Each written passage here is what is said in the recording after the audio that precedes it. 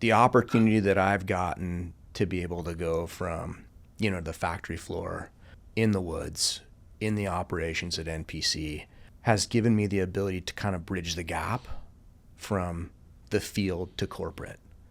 That boots on the ground approach, learning the business of where things are actually happening, how things are done, is key. And you get the respect from the people in the field, and then you can go to the boardroom, kind of share what's going on, how the company operates, what the culture is, who the people are. And I think that right there is a key piece of leadership as well, is understanding the people across the entire spectrum. The world of energy and the technology shaping it. I'm Josh Tate, and this is Between Two Turbines.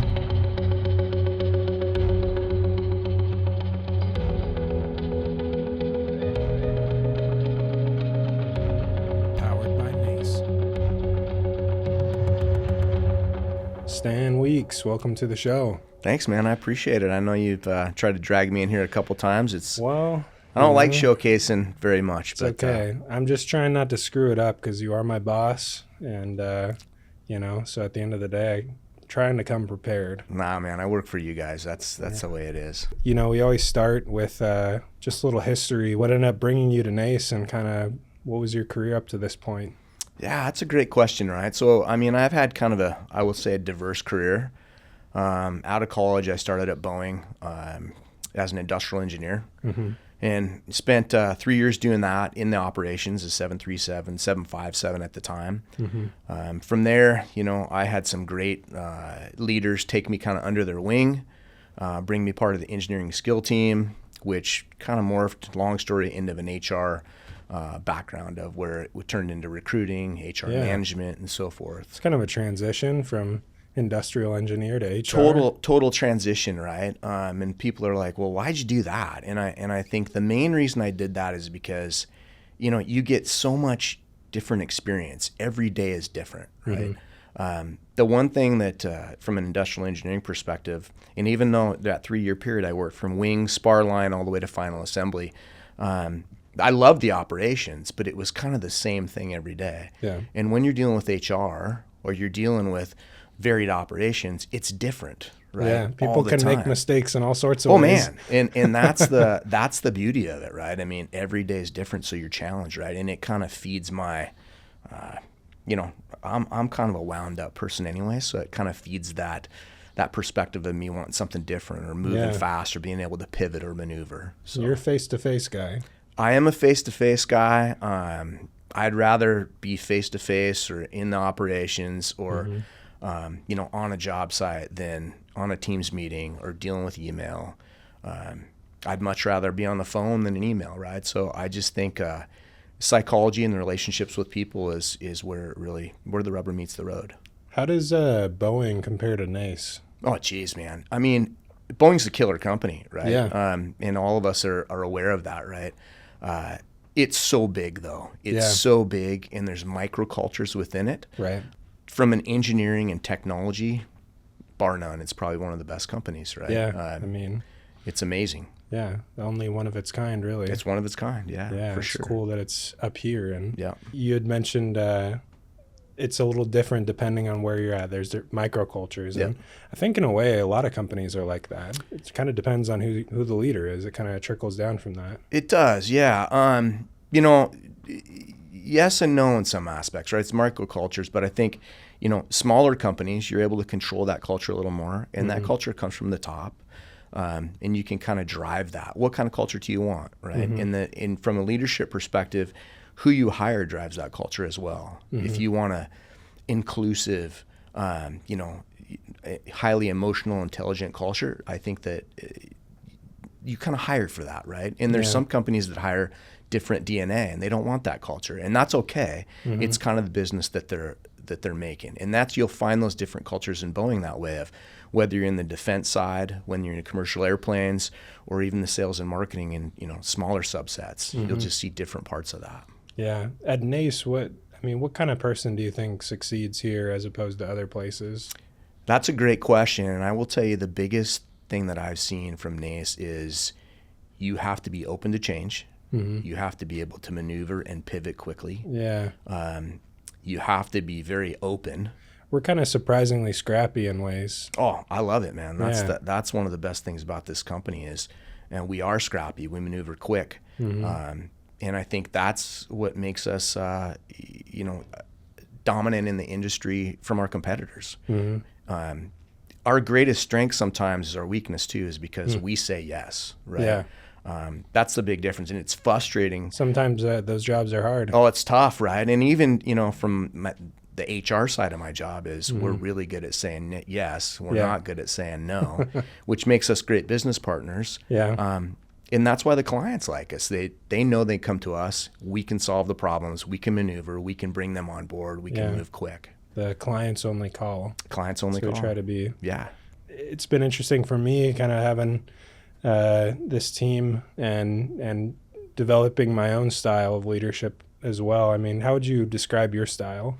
I'm an unconventional leader, right? Okay. I really am. And you know that, Josh, because, you report to me directly. But I'll start with leadership quality, right? And I think, the greatest quality a leader can have is humility, right? I'm also a true believer of never forget where you came from, right?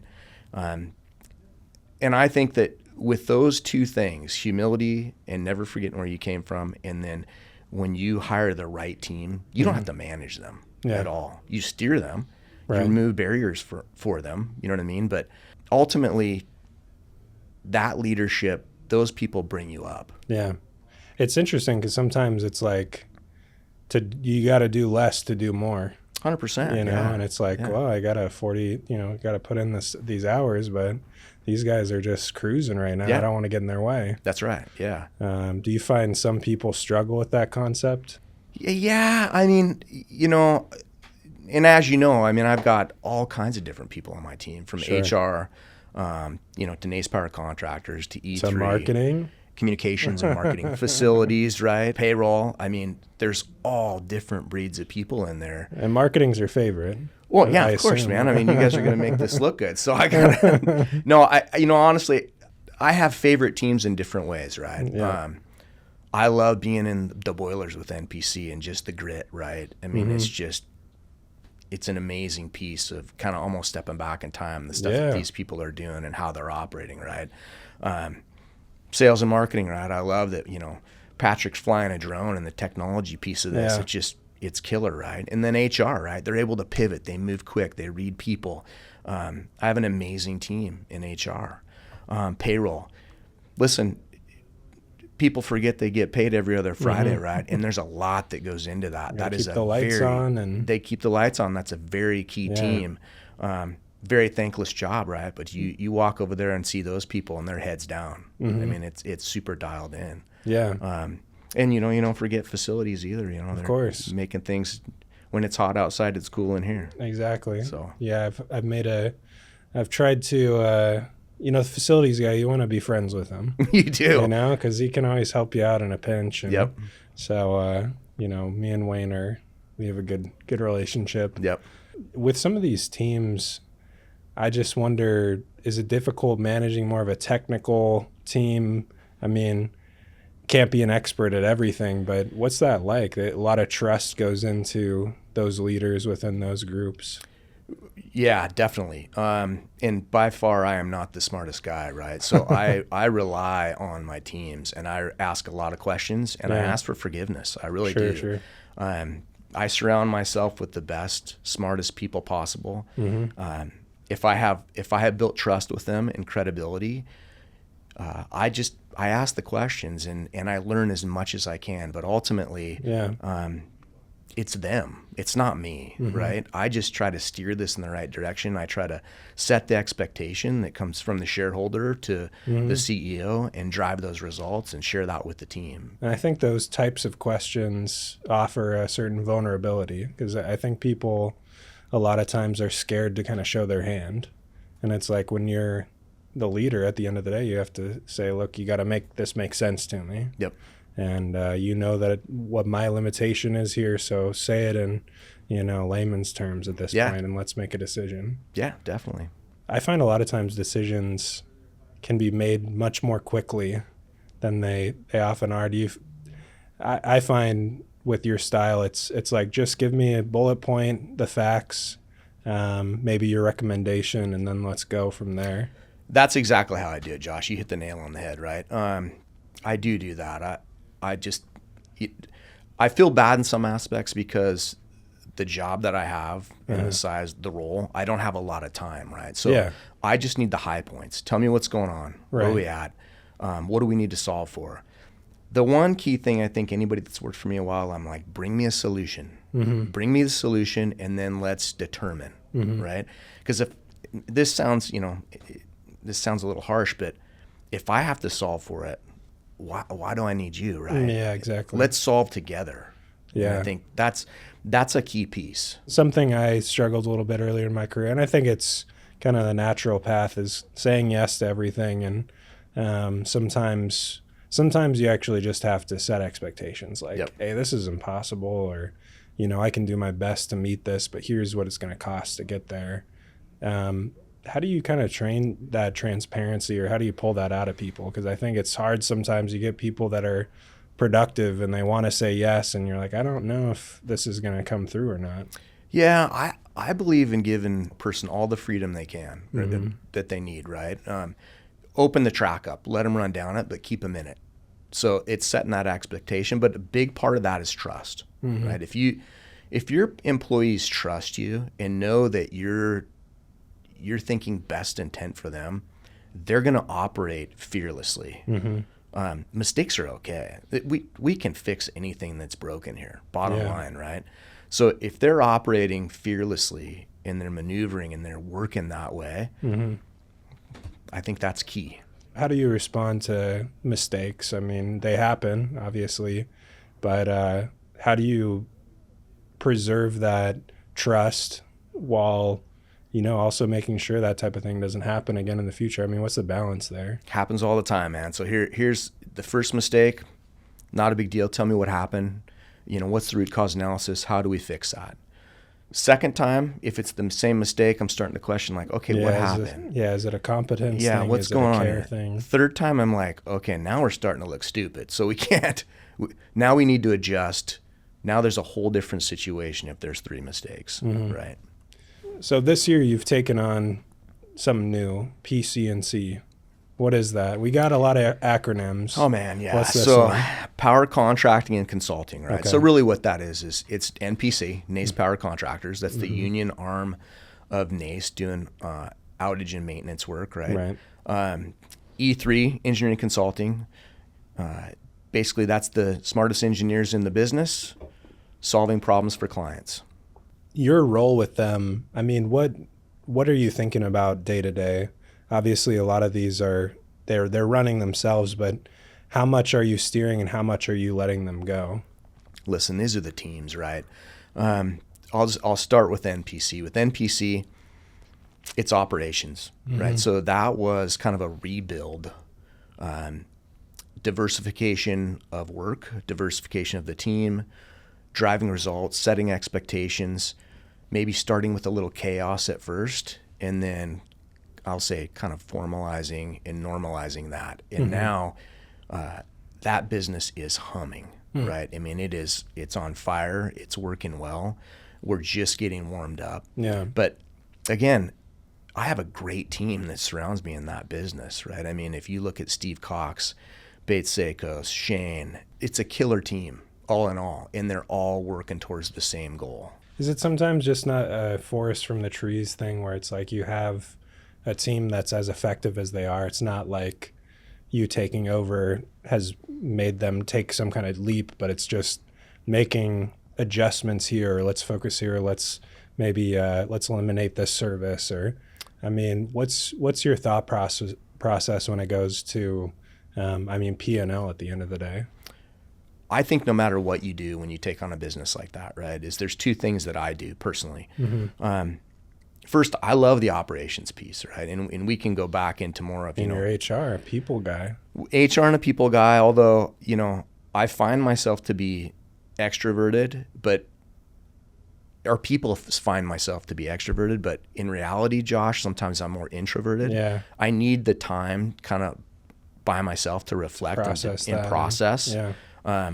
But then I get the energy from the people, right? But there's a balance. You know what I Mm-hmm. mean? From an NPC perspective or NE3, anytime I've taken on a new business, I do a couple different things. One, I learn the people. What are they doing? Who are they? Mm-hmm. What do they think is right and wrong about the business? Yeah. Then I do a fit gap analysis. Okay, like what are the fits? What are the gaps here? How are we doing it, right? Mm-hmm. And then from there, I work with the team and I build the foundation. What's our vision, mission, and goals? Yeah. And from there, I kind of develop, okay, where do we want to go? And we is key, right? I know what the shareholder expects. Mm-hmm. I know what the CEO expects. Right. But I need to understand, what is the team willing? Are they willing to drive? Are they willing to make the sacrifices? What do they want? And is it possible from a market perspective, demand perspective, so forth? And we get off and running. But it takes time. That takes time. Especially in a service industry like NAES overall. If you don't have the work, you're displacing somebody else. You got to get it. Mm-hmm. And so we focus on, at least in NPC, and I would say even NAES overall, is safety's key. It's always number one, and quality, right? So anytime I go on a job site for NPC and I'm walking, I mean, we were just at Colstrip with Talent Energy. Yeah. And then we went to Yellowstone project in Billings there. We're focused on safety, and then it's quality. And then the client knows that. When I meet with the client, I always ask, how are we doing? You feel like things are safe? Are our guys dialed in? How's our quality of work? Right. And the last thing they said to me was, the last person will never be on this side again. You guys will be here all the time. Well, I want to keep that, right? That can go away in an instant. Until a person has a bad experience, sometimes that value isn't always apparent. That's right. Like, we could get it done ourselves. Or, Yep. But it's nice not having that concern. We have pretty deep bench, pretty talented people. Oh, man. A lot of experts, a lot of, some comes up, we'll probably have somebody that can help. Yep. Especially if you look at, back to E3, brightest engineers in the business. I mean, by far the smartest people I've ever dealt with. I mean, scary. I can't help them with their jobs at all, right? Yeah. What I can do is learn from them, get an understanding of what that really means, how we solve clients' problems, how do we diversify that work, whether it's oil and gas, renewables, battery energy storage, transmission. Right. I think you cast a wide net, and I think you work towards that. But then again, that's where, clients have a choice. And so what's going to separate you from your competitors?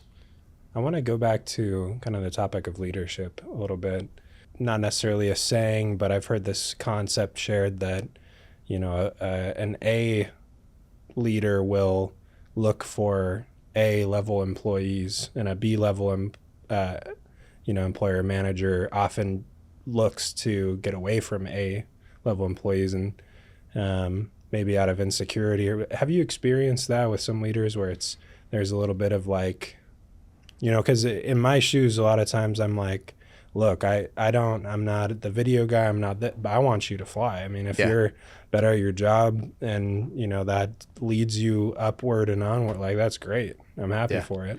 Some leaders, or I'll say some people in general, are afraid that their job's going to get taken over by somebody else, Sure. right? You're going to get exposed. You're going to get exposed. I'm like, that's not how I operate. Yeah. I want the best. I want the smartest.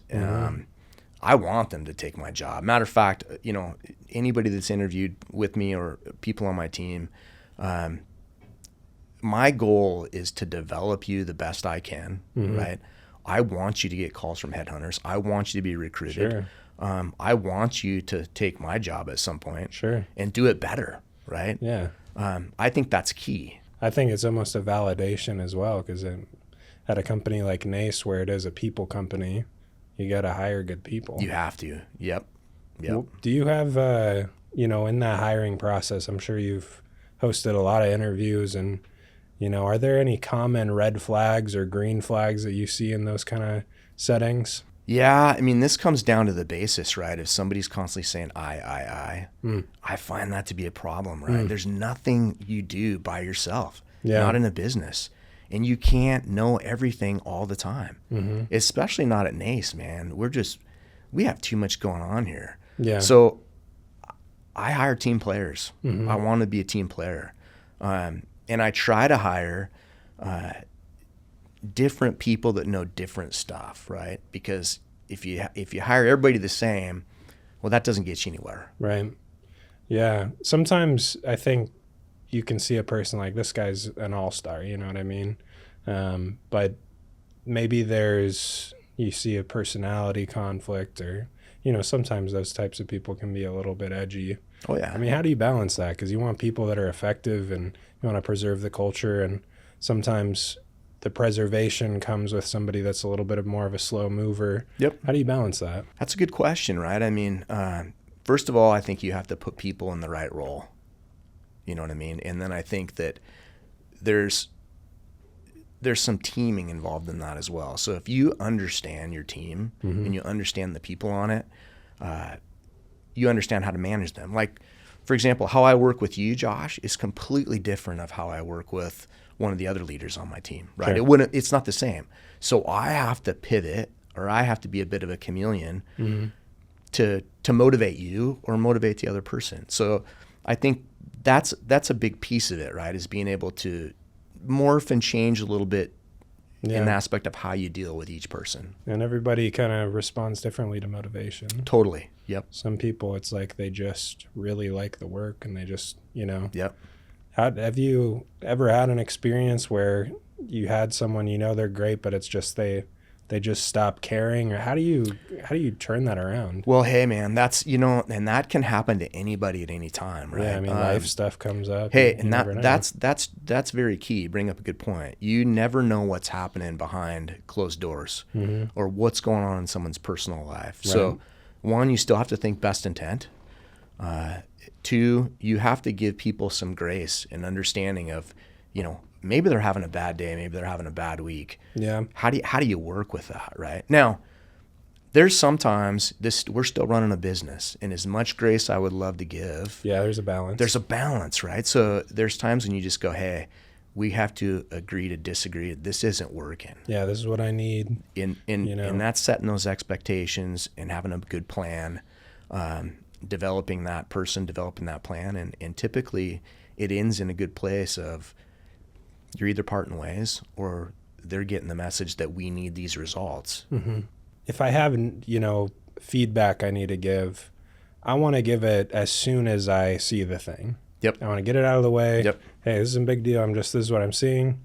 Let's change that, or, you know, keep it low stakes. But I can imagine in your role, you have to be the bad guy sometimes. Yeah. Oh yeah. What's that responsibility like? I mean, it's, you know, obviously you're given a lot. You like the job, but I imagine sometimes there are some not so fun days. Oh yeah. I mean, that's what keeps me up at night, man. Making some of those decisions or reorganizing a team, you know, changing the strategy per se. That's what keeps me up at night. That's wakes me up at 2, 3 in the morning. And sometimes those people aren't going to understand. They won't understand. And there's hurt feelings.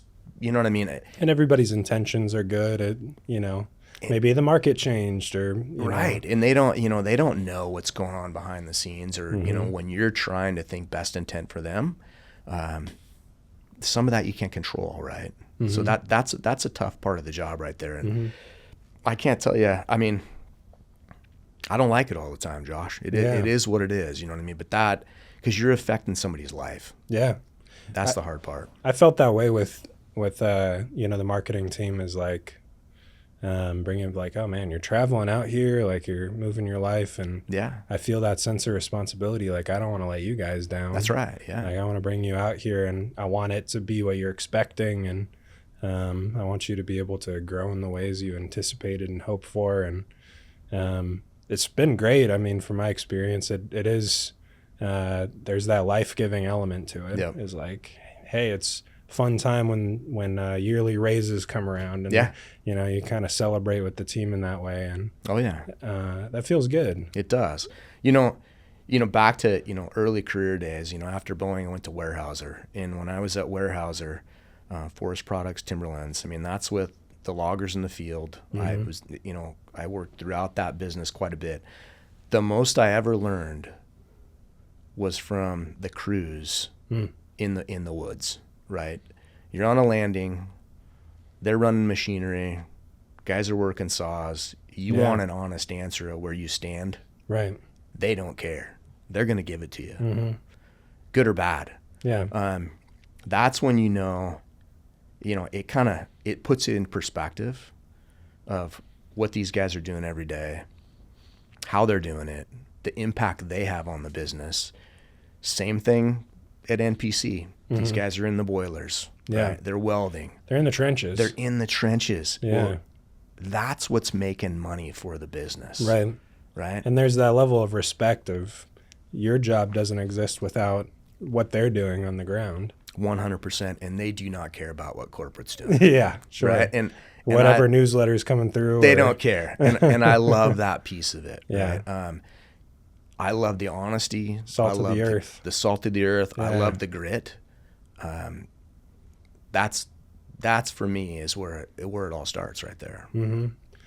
In World War II, Winston Churchill, he had people reporting to him, kind of say, here's the status of things.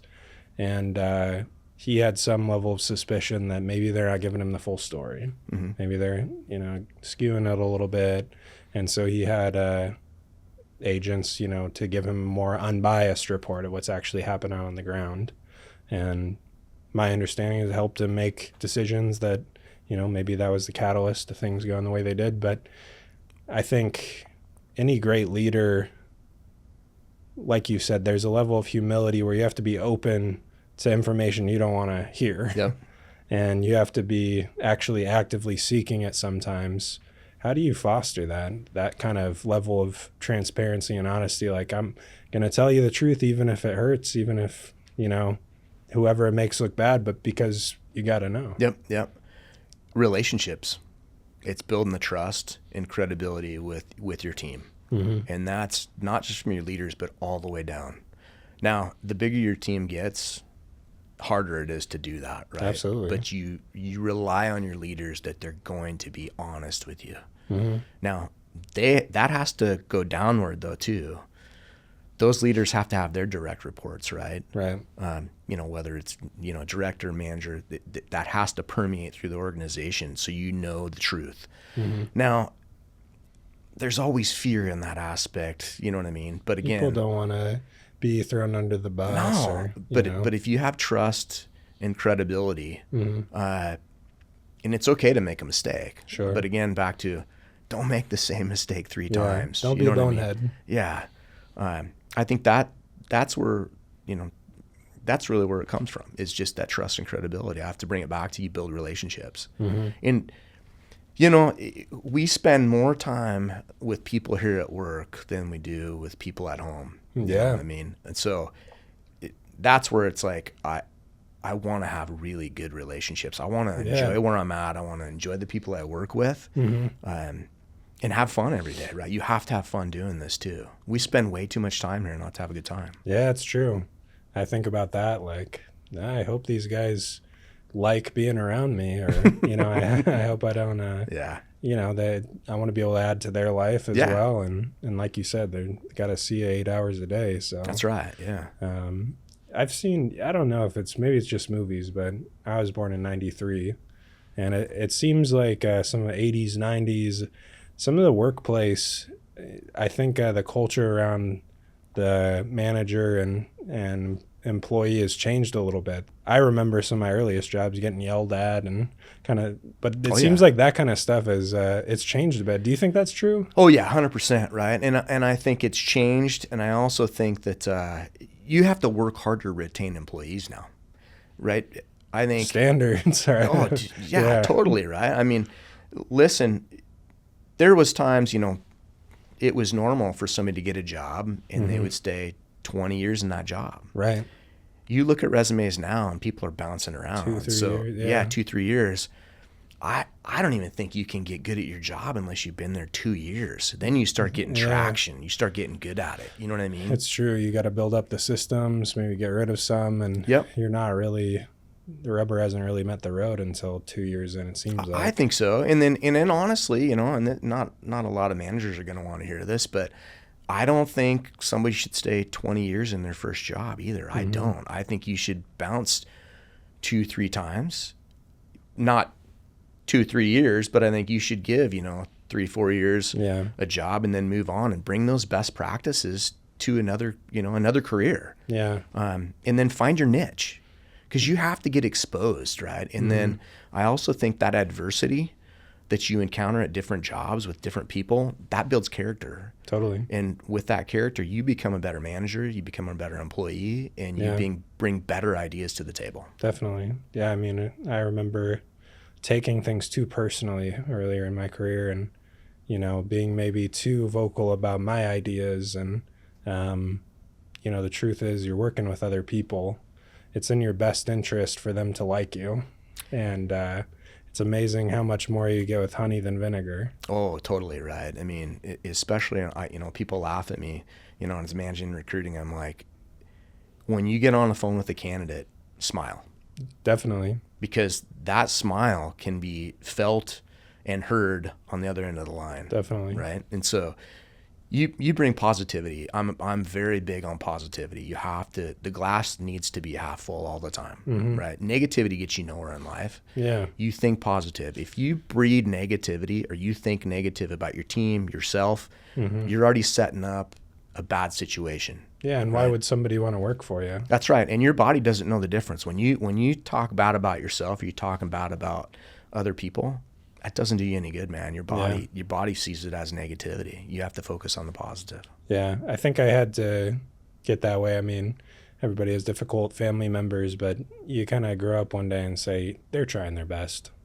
That's right. They're trying their best. Yep. They may not see it. Maybe they're lacking some self-awareness, or they're not open to feedback. But, at the end of the day, everybody's trying their best. And I think oftentimes, I've had some managers where it's like, I was a kid. I was still figuring stuff out, and I think rubbed them the wrong way. And it's like, I needed a little more grace. I needed a little more hand over the shoulder, your arm over the shoulder. And you enjoy that aspect of it, seeing people kind of, I've seen junior member on my team grow, and I like that. It's like maybe not parental, but I feel like that mentor-mentee relationship is a special one. Oh, big time.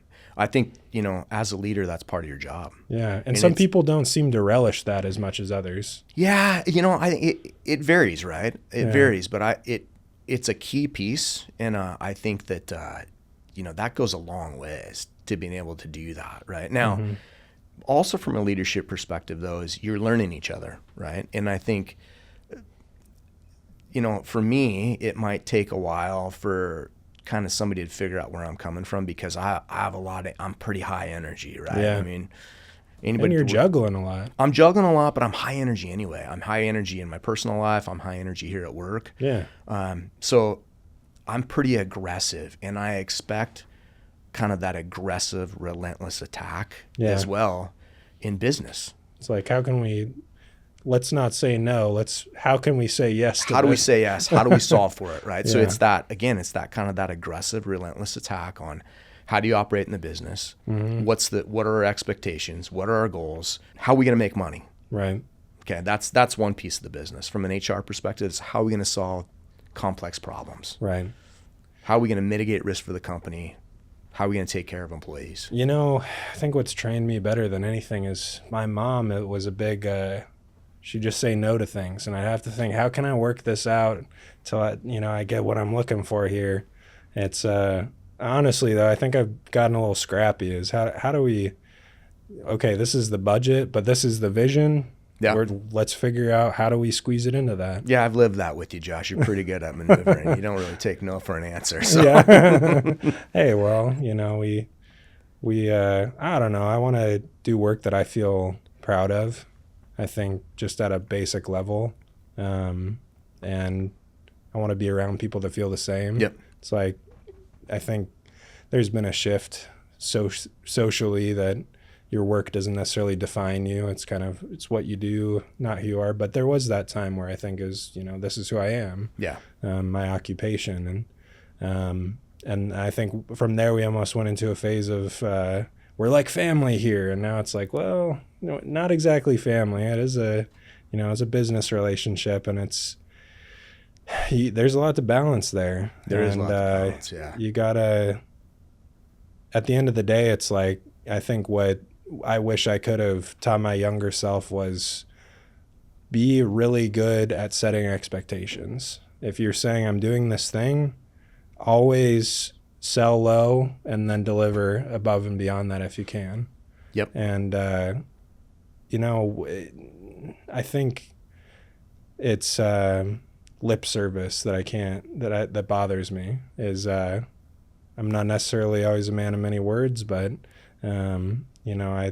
I think action obviously it counts 100 times more than words. Totally agree. And that's key in the aspect. If I say I'm going to do something, I'm going to do it. Mm-hmm. I'm going to deliver on it. Right. I'm not going to tell you, that lip service that you're talking about, I'm not going to tell you that I can do something if I know that I can't do it. Right. Now, I will tell you, honestly, okay, I'm going to take some risks. I don't know where this is going to end up, but mm-hmm. I can't guarantee that. You know what I mean? So, and it's the same way with the teams that I currently have. It's if we say we're going to do something, we're going to deliver on it. Mm-hmm. But I'm not going to just tell you and give you lip service and tell you what you want to hear. I just will not do that. Yeah. Sometimes for me, it's here's what I think the outcome will be. I don't think it's what you're looking for, but we're going to do everything we can to get to where, that's right. That becomes a possibility. Yep. I imagine a lot of people in your role or a similar role may not have that firsthand experience. Has that shaped the way that you lead people? Totally shaped the way I lead people. I think that that builds everything. The opportunity that I've gotten to be able to go from, the factory floor, in the woods, in the operations at NPC, has given me the ability to kind of bridge the gap from the field to corporate. That boots on the ground approach, learning the business of mm-hmm. where things are actually happening, how things are done, is key. And you get the respect from the people in the field, and then you can go to the boardroom, kind of share what's going on, how the company operates, what the culture is, who the people are. And I think that right there is a key piece of leadership as well, is understanding the people across the entire spectrum. I grew up a little more blue collar, right? Yeah. So I worked, I worked some tough jobs on farms, sure. Ran machinery, did some construction work, ran landscaping crews. Yeah. You know what it's like to be out in the sun. I know what it's like to be in the sun. Yeah. I also know, and I will say, respect what it feels like going to work every day like that and just getting your butt kicked. I mean, those guys and gals are doing things so we get to enjoy a air-conditioned office, and that's a privilege too. Totally. I mean, and I'll bring it back to the Boilermakers at NPC, the men and women that are inside those boilers. Yeah. And confined spaces, welding, and they're just in it, right? Mm-hmm. Listen, they have choices too, and of course they make good money doing it, but sure. It's dangerous, it's dirty. Yeah. While we sit here at corporate in our clean offices and the AC on, right? I just never forget where the money's being made. Yeah. And I think NAES lives that. You kind of have to. I mean, it's the backbone of the company. That's right. Yeah. Stan, I appreciate all the time. It's been a great conversation, and hopefully we can have you back again. Well, if you'll have me back, for sure, just, you make it easy on me. I'll try my best. I'm not very good at this stuff. But no, this was great.